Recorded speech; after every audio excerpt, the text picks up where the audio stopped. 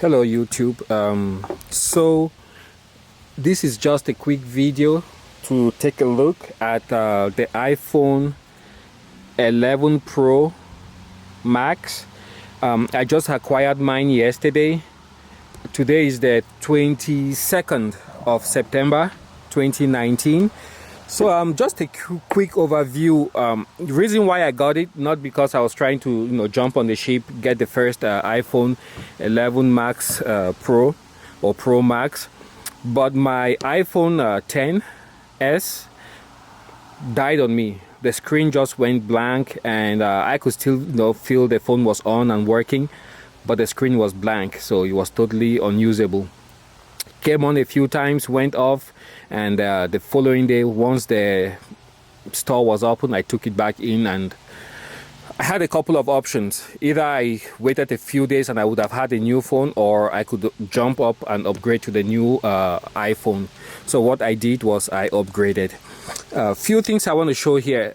iPhone 10 Max, it came the usual sticker that you have in here, and then you had the wired AirPods, which are in there, and then you had this little bitty charger. Even though the phone was capable of high-speed charging, this is what came with the phone.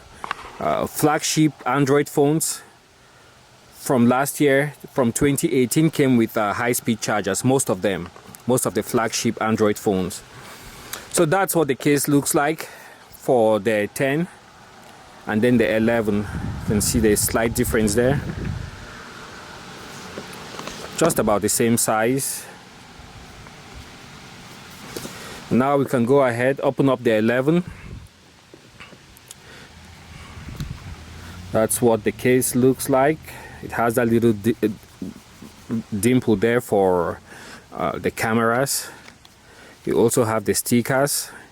And this time around, Apple did right.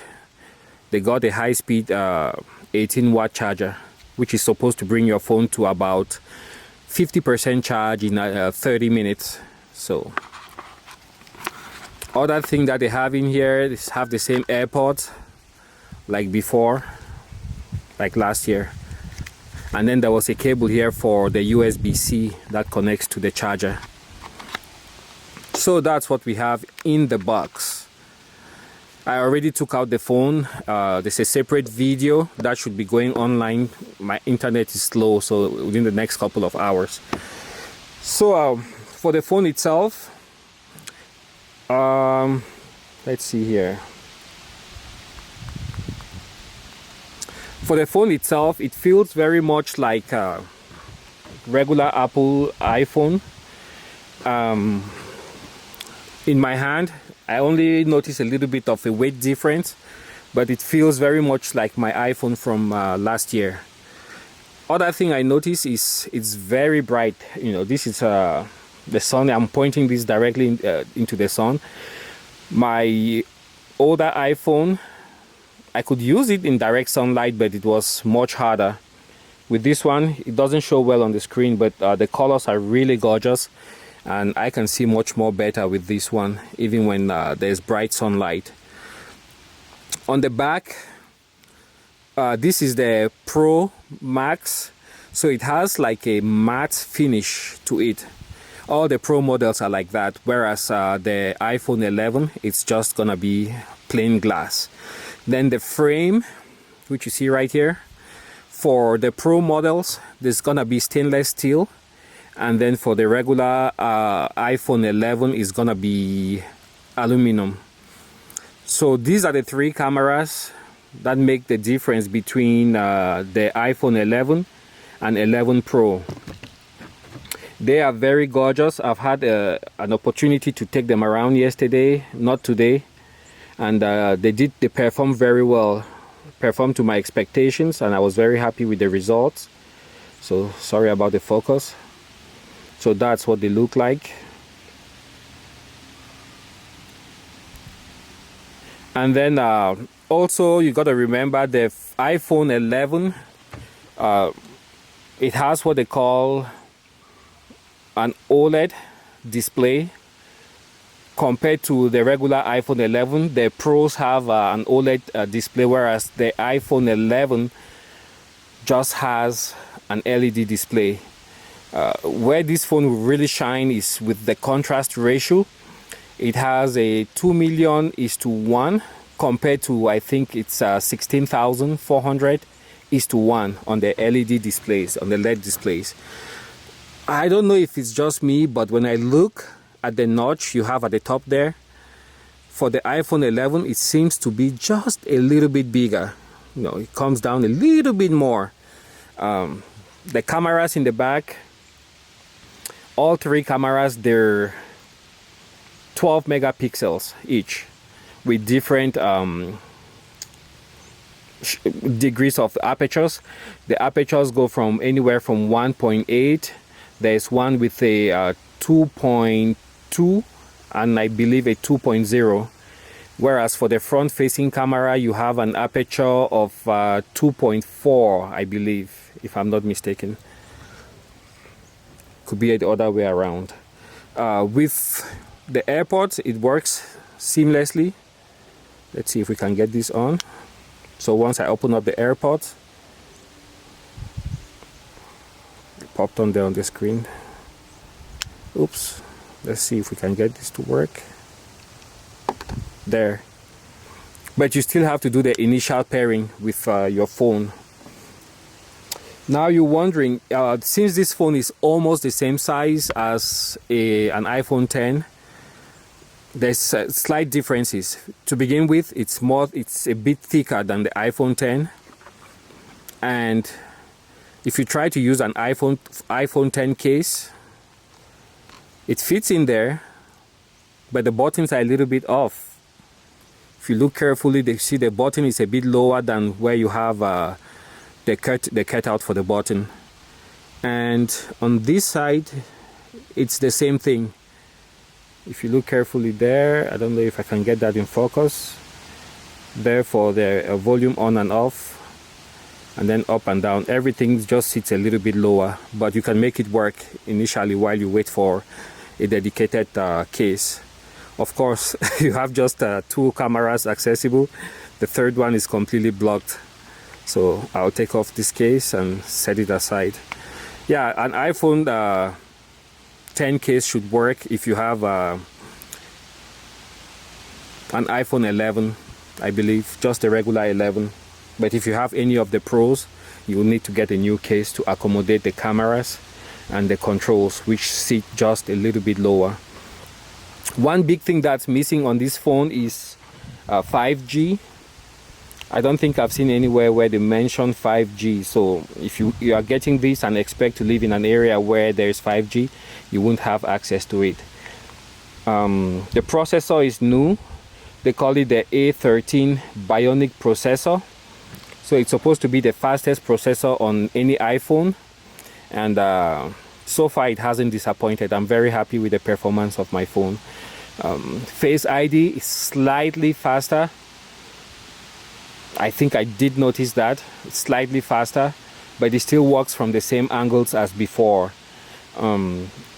What else do I have? For water resistance, we already talked about that, I believe. IP68, 4 meters for the Pro models, 30 minutes.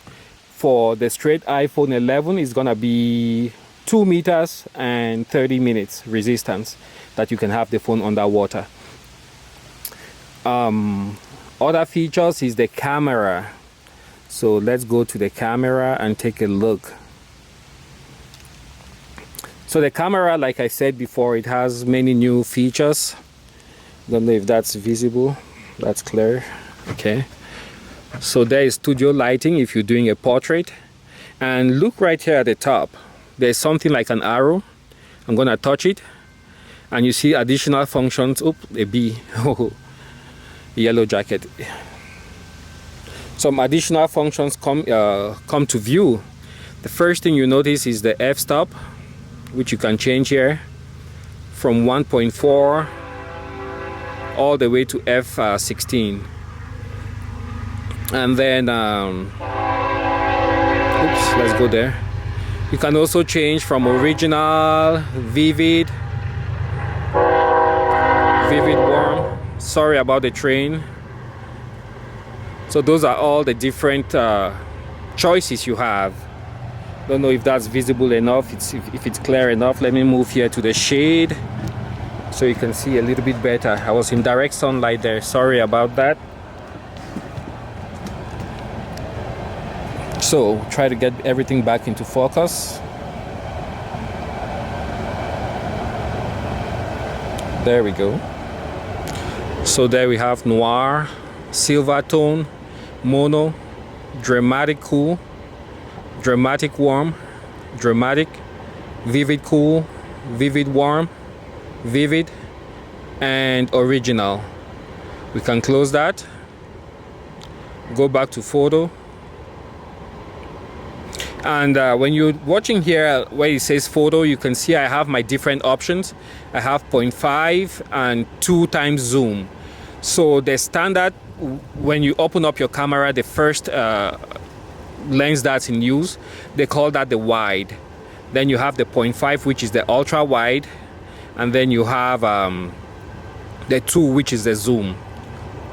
So you do that, you can see, you can zoom in, and then you have the standard. For video, I have it set at 4K 24 frames per second, but you can do 4K 30 frames and 4K 60 frames. The video that comes out of this iPhone Pro Max 11 is just gorgeous. I believe Apple on that one when they say it takes the best video out of a cell phone. You have slow motion, time lapse, and of course you have the front facing camera that can do what they call the slow motion, slow feel or whatever. So there you have the front facing camera, and you can go ahead and do slow motion if you want to. It's available right there. Video, photo, and we can turn it around. All right, so those are just some of the functions for the camera, and I really like the fact that you can do the wide shots. That way you can capture more. Look at the sky. It just looks dramatic. So I really love that feature, and that would have been the standard view, and you can zoom in and digital zoom 10 times.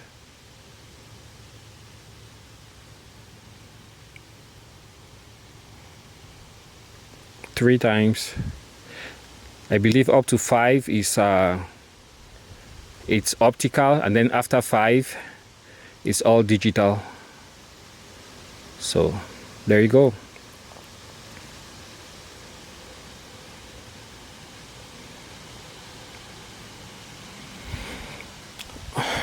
All right, I think that's enough for a day. And so far I'm enjoying the new iPhone 11 Pro Max, and I think I like the upgrades.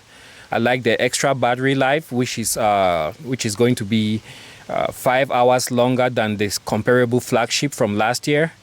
I like the new processor. I like the 3 cameras, because they give me all the options I need without me having to walk either closer or away from my subject. Gives me more time to compose my shot.